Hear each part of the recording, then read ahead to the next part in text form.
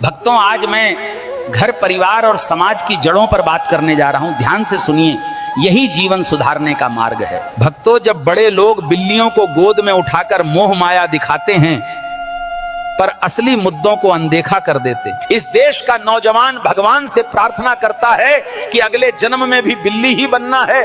यह बड़ा दुर्भाग्य है। भक्तों, मेरी विनती है, बिल्ली जितना नहीं, बस 10% प्रेम माँ बाप को दे दो, उनका बुढ़ापा सुधर जाएगा। अगर तुमने माँ बाप को इतना प्रेम दिया तो उनका सहारा बनोगे और अगले जन्म में बिल्ली बनने से बच जाओगे।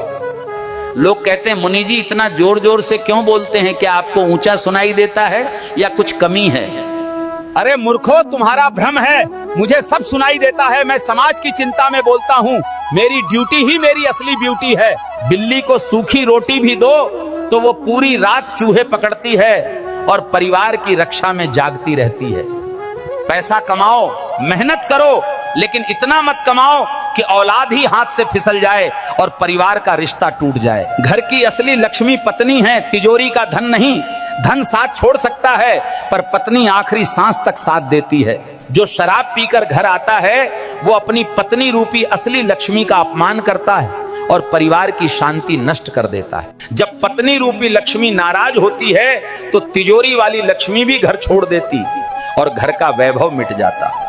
शराबी पति गाली देता, मारता और घर की इज्जत मिटा देता है। सोचो, ऐसा पति बच्चों को क्या संस्कार देगा? पुरखों की इज्जत कैसे बचाएगा वो आदमी जो शराब में डूबकर खुद को और अपने परिवार को बर्बाद करता है? इतिहास गवाह है कि तालाब से ज्यादा लोग शराब की प्याली में डूबकर मरे हैं और अपना वंश मिटा बैठे। अरे नादानो, शराब छोड़ो, माँ बाप का सम्मान करो और पत्नी रूपी असली लक्ष्मी की कदर करो। जीवन का असली धन परिवार का प्यार है, तिजोरी का पैसा नहीं। पत्नी, बच्चे और माँ बाप ही असली खजाना है। शराब छोड़कर अगर तुम परिवार का सम्मान करोगे तो पुरखों की इज्जत बचाओगे और बच्चों का भविष्य भी संवारोगे। भक्तों, माँ बाप के चरणों में स्वर्ग छिपा है।